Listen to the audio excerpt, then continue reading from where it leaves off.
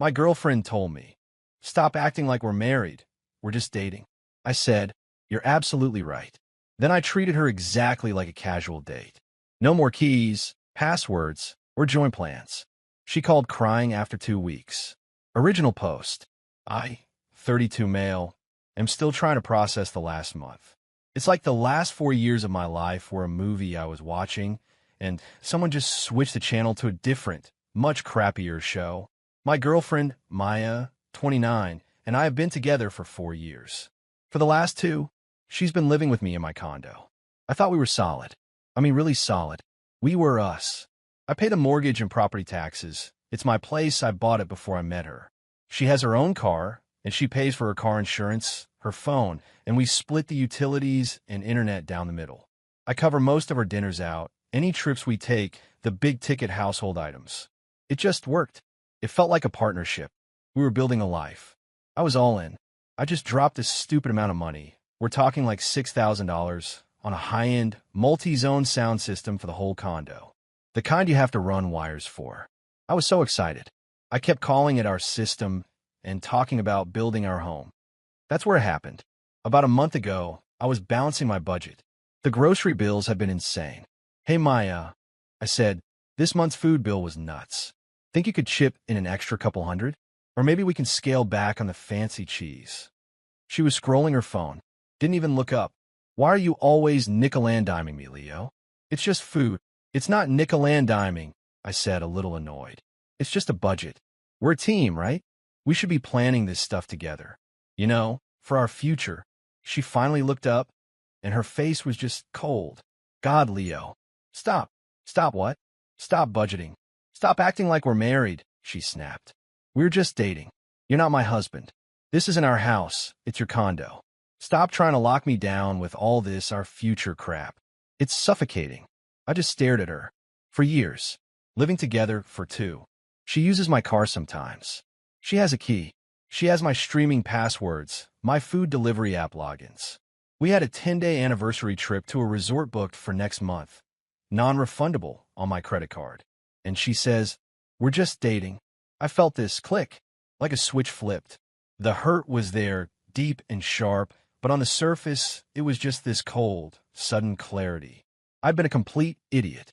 I'd cast her in a role in my life that she had never auditioned for. I was the provider husband, and she was just dating. I took a deep breath, and I smiled. A small, tight smile. "You are absolutely right, Maya. 100%. She blinked. "What?" "You're right. I've been overstepping. I've been making assumptions about our relationship that are clearly not accurate. My mistake. Thank you for clarifying." She looked confused. Okay. Good. So, can we drop the budget thing?" "Consider dropped," I said. I picked up my pillow and the comforter from my bed. "What are you doing?" "I'm going to sleep in the spare room. We're just dating, right? It's a little weird to share a bed every single night. Seems a bit married to me. Don't want to suffocate you. Good night." I left her sitting there, mouth open. I slept like crap, but my mind was racing. The next morning, she was in the kitchen making coffee, acting like nothing had happened. "Morning," she chirped. "Morning," I said, pulling my keys from the bowl. I detached her apartment key from the ring. "Hey," I said, holding it out to her. "I'll need this back." Her smile vanished. "What? Why?" "That's my key. It's the key to my condo, Maya. And since we're just dating, I'm honestly not comfortable with you having 24/7 access to my home. It's a boundary thing. You understand." Leo, that's insane. I live here." Well, that's the other thing." I pulled a piece of paper from my briefcase. I printed it out at 3 a.m. "Since we're just dating, and this is my condo, our current living arrangement is, well, it's a bit married, isn't it? It's weird. You're not on the mortgage or the deed. Legally, you're a tenant at will. So, just to respect the boundaries you set last night, here's a formal, notarized 30-day notice to vacate. I'm just respecting your wishes, Maya. We need to de-escalate this relationship back to just dating." She looked at the paper like it was on fire. You're kicking me out?" "I'm terminating your tenancy. Per the law. We can still date, though. I can pick you up. We can go to dinner. I'll drop you off at your new place. It'll be great. Just like you wanted." "You're a psycho," she screamed. "I'm just being clear. I said, my voice shaking a little. This was a hard part. Oh, and two more things. First, I went ahead and canceled your side of that big anniversary trip. It was non-refundable for me, so I'm still going. I'll probably just take my buddy Ben. But you're off the hook. That's a married couple trip for sure. You save yourself 10 days of suffocation. I wanted to go on that trip. But we're just dating, Maya. It's too much. And second, I continued, I did a security audit on my accounts last night. Changed all my passwords. Streaming, Wi-Fi, food delivery, Amazon. Just basic security. You'll need to set up your own, of course. Can't have my casual girlfriend having access to all my stuff. That would be crazy. She just stared at me, her face pale, as she grabbed the notice, crumpled it, and threw it at my chest. You'll regret this, Leo. This is MY home. It's my condo, I said, my voice flat. You said it yourself. You have 30 days. Please make sure to leave your key on the counter when you leave for the day. She started screaming, just pure, incoherent rage. She grabbed her purse and her car keys and stormed out, slamming the door so hard a picture frame fell off the wall. I stood there in the silence, my heart pounding. I felt hollow, awful, but also correct. The fog was gone. She wanted to be just dating. Fine, let's date. Update 1, 2 weeks later. Okay, so I got the call. Right on schedule.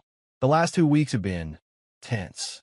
Maya grabbed an overnight bag and has been staying with her older sister, Kara, 31. Kara is one of those all men are trash types who is divorced, miserable, and seems dedicated to making sure everyone else is too. I'm sure she's been giving Maya a ton of terrible advice. But all of Maya's stuff, her clothes, her furniture, the little she has, her whole life, is still in my spare room and closet. She's been ignoring my texts, asking her to schedule a time to move it out. I think she genuinely believed this was a tantrum, and I'd come crawling back, begging her to be my sort of wife again. The 30-day clock has been ticking. We're at T-minus 16 days. So last night, my phone rings. It's Maya. I let go to voicemail. A minute later, a text. Please pick up. I'm sorry. I wait. Then I call her back. She's crying. Full-on waterworks. Leo, she sobs. This is so stupid. I miss you. I'm so sorry. I didn't mean it like that. I was just stressed. Please, just let me come home. I took a breath. Home? Maya, this is my home. You're a guest. And I'm not. I'm not home for you anymore. You made that clear. But, I said, trying to sound upbeat, I'm glad you called. I was thinking we're still just dating, right? So, do you want to go out for coffee on Friday? My treat. I could pick you up from Kara's around 7. Silence. The crying just stopped. Coffee, she said, her voice dangerously quiet. Yeah, like a date. It'll be nice. A date. I don't want to go on a date with you. You idiot. I live with you. You can't just kick me out and ask me for coffee. I'm not kicking you out, Maya. I'm following state tenancy laws. You have 16 days left to remove your belongings. And I'm trying to respect your wishes. You wanted a date. So, I'm asking you on a date. You'd rather I just not contact you?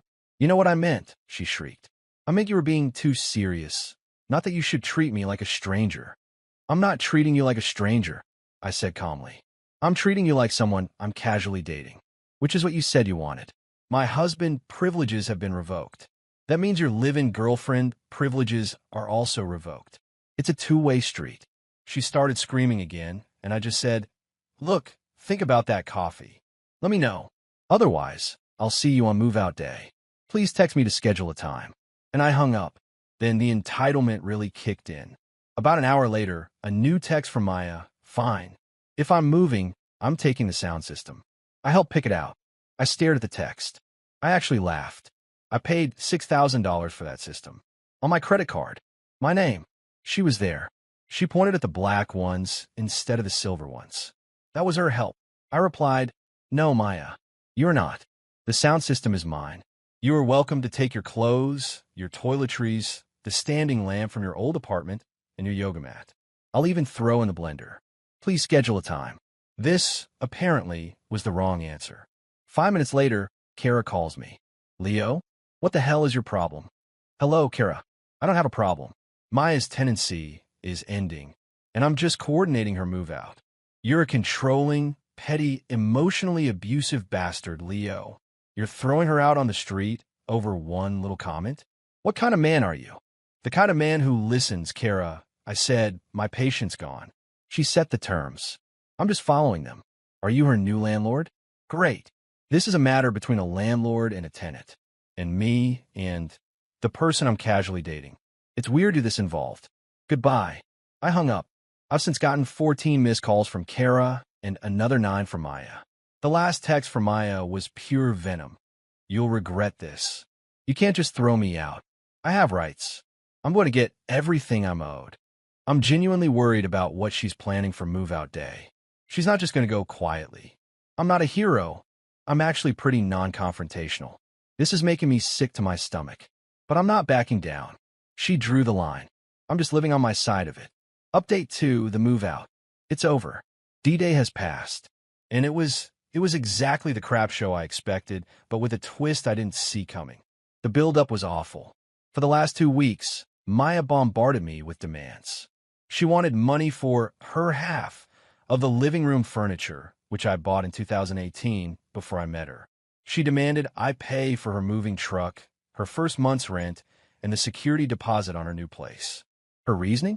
It's the least you can do for making me homeless. My reply was a broken record. No, Maya. We're just dating. I'm not your husband. I don't pay your bills. Please schedule your move out. She finally scheduled it. 10 a.m. on Saturday. The 30th day. I wasn't dumb. I knew this was going to be a confrontation. I called my buddy Ben and asked him to come over just to be a witness. He's a big, calm guy. And I hired an off-duty security guard. I just paid a guy $300 to stand by my front door for 3 hours. I told him he was a moving supervisor, and his job was just to be a presence and ensure only designated items leave the premises. Ben thought I was being paranoid. He stopped thinking that at 10:01 a.m. The doorbell rings. It's Maya and Kara's ex-husband's cousin, or something. A guy built like a refrigerator who I'll call Dino. He looks hungover and extremely annoyed. I open the door. Ben is on the couch. The security guard is by the entryway. Maya and Kara stop. What is this? Maya snaps, pointing at the guard. Kara scoffs. You hired a goon? Seriously, Leo? You think we're going to steal from you? You really are a psycho. He's just here to help things go smoothly, I said as calmly as I could. Ben has a list of your items. Your clothes, your personal effects, the lamp, the blender. Let's get this done. Maya stalks past me, straight toward the living room wall unit. She puts her hands on one of the main speakers for my sound system. I'm taking this, she says. No, you're not, Maya. Yes, I am. I helped pick it out. It's ours. Dino, the muscle, cracks his knuckles. Just let her take the stereo, man. Don't be an ass. My heart was in my throat. This was the moment. I looked, not at Maya, but at Dino. That is a $6,000 component sound system, I said, my voice surprisingly level. Here is the receipt for it, on my credit card, in my name. I bought it 6 weeks ago. If she walks out that door with it, it's grand larceny. My supervisor here, I nodded at the guard, will immediately call the police. I really don't want to do that, but I will. She's here for her clothes and that lamp. That's it. Dino looks at me. He looks at the receipt in my hand. He looks at the guard, and then he looks at Maya. He's got a receipt, Maya. I'm not getting arrested for you. Get your crap. Let's go. The look of betrayal on her face. It was something. She wanted a big, dramatic scene where her tough guy backed me down. Dino just wanted his $100, or whatever Kara promised him, and to go back to bed. She was livid. She and Kara started grabbing her boxes, just throwing them toward the door, being as loud and aggressive as possible. Dropping things. Slamming doors. Ben and I just stood back. The guard didn't move. They got to the last box. And then, the part I'll never forget. Kara was walking through the living room. She looked around, saw me, and Ben saw the guard. Then her eyes darted to the empty, perfectly dry, hardwood floor. And she slipped. It was the most dramatic, ridiculous, fake slip I have ever seen. Her arms windmilled. Ee. She crashed to the floor and immediately grabbed her ankle, screaming. Ow, my back, my ankle. He pushed me.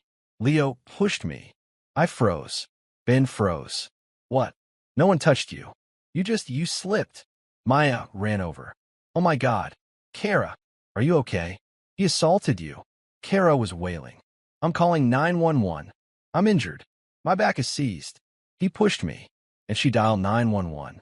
This is it. This is how it happens. The realistic legal nightmare. Two cops show up maybe 10 minutes later. It's a man's word against two crying, injured women. They walk in. They see Kara on the floor, clutching her back. They see Maya, distraught. They look at me. They look at Ben. They look at the guard. Cop 1. Sir, what happened here? His tone is already accusatory. Officer, I said, she was helping her sister move out, and she slipped on the floor. No one was near her. No one touched her. Maya, that's a lie. He's been threatening us. He hates women. He threw me out. He got aggressive, and he shoved my sister. He's unstable. Cop 2. To me, sir, why don't you and your friend step outside? We need to talk to the victims. Victims, he said. I was shaking. Pure adrenaline and terror. Officer, I understand, I said, trying to keep my voice from cracking. But before I do, I'd really like you to see this. I was worried this move out would get complicated. I pointed to the small, dark gray security camera on my bookshelf. It's an indoor camera I bought a week ago, just in case. It's a motion-activated interior camera. It's plugged into this laptop, right here. It's been recording this entire move out. The incident from about 15 minutes ago should be right at the top of the event log. If you just watch it, the entire vibe of the room stopped. Maya and Kara both went dead silent. Cop 1 looked at me, then at the camera, then at Kara. He walked over to the laptop. Ben hit play on the most recent file. We all watched. The video, clear as day, showed Kara walking into the frame. It showed her look around. It showed her take a weird, theatrical step, windmill her arms, and throw herself to the floor. It showed me and Ben 10 feet away just watching. The cop watched it. He rewound it. He watched it again. He looked up, his face absolutely disgusted. Ma'am, he said to Kara, who had miraculously stopped crying, that is filing a false police report. You know that's a jailable offense, right? Kara's face went white. It was, my back does hurt. I must have. I thought. Cop 2 to Maya, you. Get your things. Get your sister. And get out of this man's home. Now, your sister can either leave with you, or we can stay and discuss her false report and this. He pointed at Maya. False accusation of assault. They scrambled. Dino was long gone. He'd vanished the second he heard sirens. Kara limped out, not even bothering to clutch her ankle anymore. Maya wouldn't look at me. They were gone. The cops gave me a look, half pity, half don't call us again, and left. I locked the deadbolt. I changed the locks again an hour later. I sat on my couch, shaking. Ben just sat with me. I won, but I lost. I lost my sense of safety. I lost 4 years of my life to a person who would try to have me arrested to what? To get a sound system? To punish me for following her own rules? I felt utterly, completely drained.